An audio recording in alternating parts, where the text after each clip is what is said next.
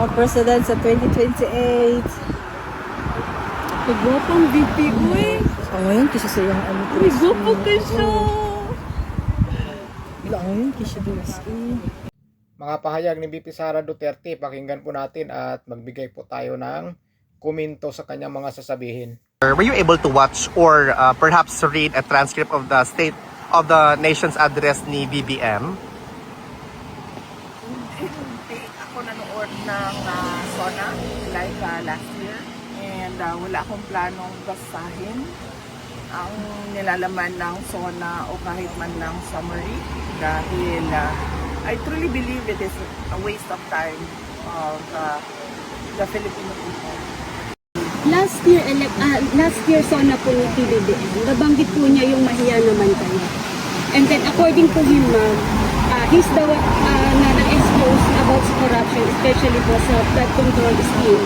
And then sabi po niya, wala daw pong administrasyon yung mga nakaraan, ang may nagawa tungkol dito.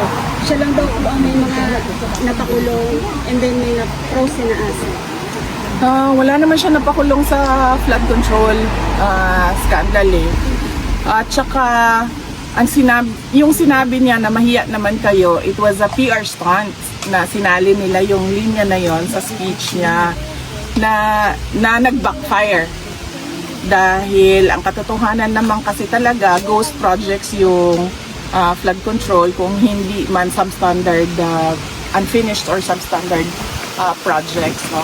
So, sinasabi niya na lang yan ngayon na parang ako yung nagsabi ng mahiya naman kayo para mailayo niya yung sarili niya doon sa flood control scandal. Unfortunately, hindi niya pwedeng gawin na ilayo niya yung sarili niya doon sa korupsyon sa flood control scandal kasi siya yung pumirma ng budget. Yan yung inuulit-ulit ko na it is doon sa pag-file ng impeachment case sa kanya. Yun yung impeachable offense doon. Nagpumirma ka ng budget na alam mong madaming insertions. Na alam mong yung NEP mo hindi na siya yung lumabas na GAA.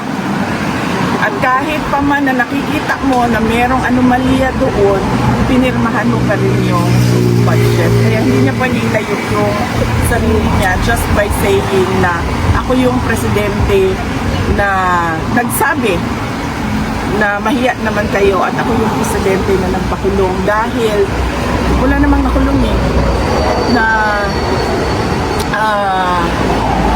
walang nakulong na mga tao na tumanggap ng mga maleta na galing sa flood control scandal.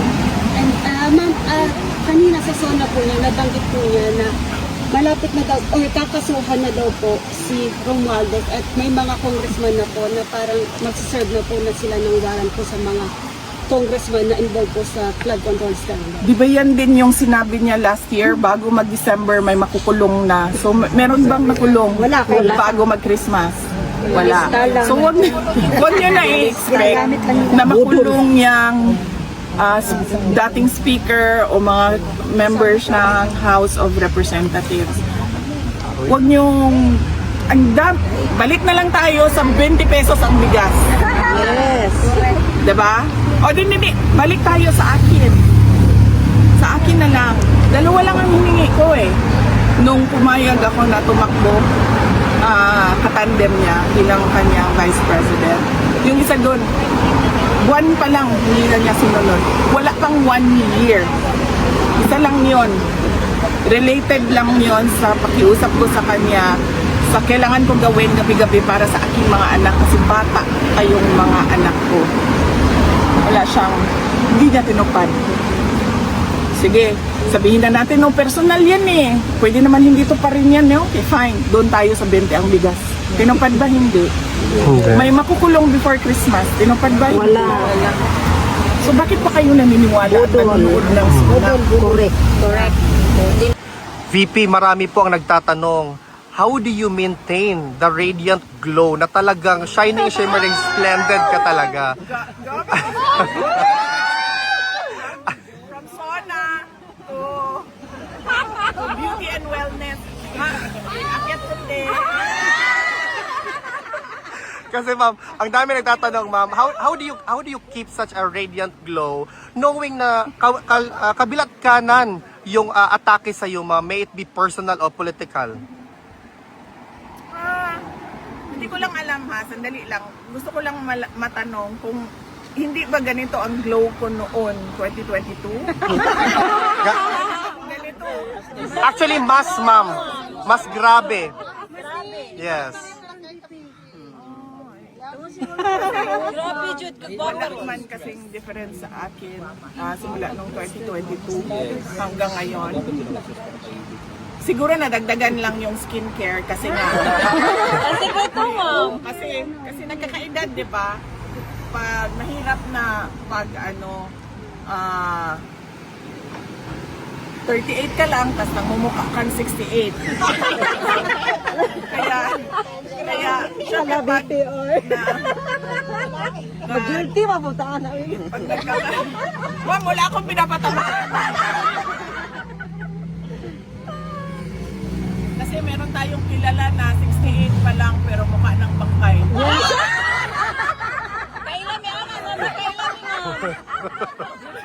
So wala naman nagbago sa akin simula nung 2022. In fact, before 2022.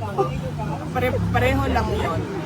Yun lang na meron na akong awareness ngayon sa aging ng mukha. Kaya meron ng mga Sunblock, ma'am. oo, meron ng mga yung sinusulat ng dermatologist na skincare. Okay. VP, meron bang gustong ipahatid si former president sa mga Pilipino, ma'am? Na alam niyo naman talaga, ma'am, we have been doing this for more than a year, but strong and steady pa din. In fact, ma'am, on Wednesday, we actually have a gathering prepared to echo the voice of Filipinos from all over the world. Yes, oo. Meron tayong rally sa Wednesday, July 29 sa harap ng ICC, and this is a Free Duterte Now rally, and we will talk about the injustice that was done to President Rodrigo Duterte. Pinaalam ko ito kay President Duterte at sinabi ko sa kanya na I do not think this will help your case since from previous rallies napapansin namin na kinukuha ng ICC yung mga sinasabi natin at ginagawa nilang basihan sa kanilang mga desisyon. And then he said na bakit pa kayo mag-rally? What for? Sabi ko, para lang malabas namin yung galit namin. At marinig ng buong mundo yung galit ng mga Pilipino sa ginawa sa iyo. And then sabi niya, okay, bahala kayo kung yan ang gusto ninyo. But I warned him that it will not help his case, and he said no, okay na. Kung ano yung gusto niyo. And you, ma'am, as our hope, the torchbearer for the light na makikita namin sa 2028, the future President of the Republic of the Philippines. What's your message to your supporters, ma'am, na talagang lalaban hanggang sa dulo para sa bayan? On that note, din, I am truly blessed kasi simula nung 2016 hanggang 2019, midterm elections ng presidency ni PRRD. Noong 2022, 2025, pinakita din yon ng mga tao yung kanilang suporta. Hanggang ngayon, nandyan pa rin yung pagtitiwala at suporta ng ating mga kababayan. In fact, hindi lang yung kanilang suporta, hindi lang siya na parang, oh, gusto ko siya, sinusuportahan ko siya. Marami sa ating mga kababayan yung nagdarasal talaga gabi-gabi para we pray for Inday Sara, we pray for the Duterte family, we pray for President Duterte. At hindi ko alam kung saan nanggagaling yung ganyan kalakas na pagtitiwala at paniniwala ng ating mga kababayan. Pero kami, tulad ko, ako, tuloy-tuloy lang talaga ako sa trabaho ko. Kung ano yung mandate ng Office of the Vice President, apart from the Vice President being a constitutional successor, kung ano yung mga merong budget na mga programs and projects sa loob ng aming opisina, yun lang Yun lang din at yun ang ginagawa namin. Paano ba naman maniniwala pa si Vice President Sara Duterte sa mga sasabihin ni BBM? Nabudol na nga si VP Sara Duterte. Nabudol na eh. Tumulong na sa pagkapanalo ni BBM bilang pagkapangulo. Nung nanalo na, anong ginawa nila kay Tatay Digong? Hinuli at ipinadala sa dahig at ikinulong.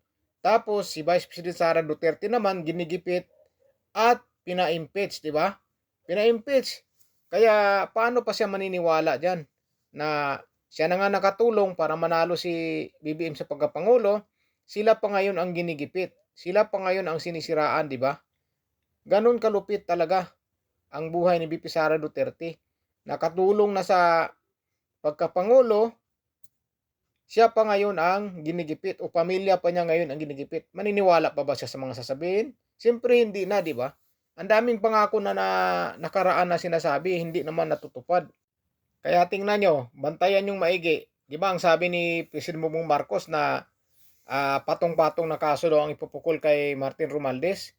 Kung patong-patong na kaso, siyempre makukulong yan. Tingnan natin kung talagang maipakulong niya ang kanyang pinsan. Tingnan lang natin kung magawa ba niya talaga yung sinasabi niya. Kapag hindi, wala na. Sirang-sira na talaga siya sa sambayan ng Pilipino at wala na talagang maniniwala sa kanya kapag hindi niya ginawa yung sinasabi niya na pakakasuhan na si Martin Romualdez ng patong-patong na kaso. Pag hindi niya magawa yan, wala na. Lalong wala na talagang maniniwala sa kanya. Masisira at masisira na talaga siya. Kaya si VP Sara Duterte hindi na talaga maniniwala sa kanya. At saka yung iba naman dyan na naninira kay VP Sara Duterte, talagang asar talo sila. Alam niyo kung bakit? Kahit anong paninira nila kay Vice President Sara Duterte, hindi po naapektuhan ang Vice President. Maganda pa rin. Mas lalo pang ang gumanda. Kaya asar talo talaga sila. Lalo-lalo na yan si Auntie Claire. Kapag si VP Sara Duterte nagsasalita tungkol sa administrasyon, galit na galit yan si Auntie Claire. Grabe kung bumanat kay VP Sara Duterte. Dahil dyan ang sinyalis na asar talo, pikon na pikon o napipikon kapag si VP Sara Duterte ang nagsasalita. Biro mo, walang epekto, gumaganda pa rin o mas lalong gumaganda kahit anong paninira nila kay Vice President Sara Duterte, di ba?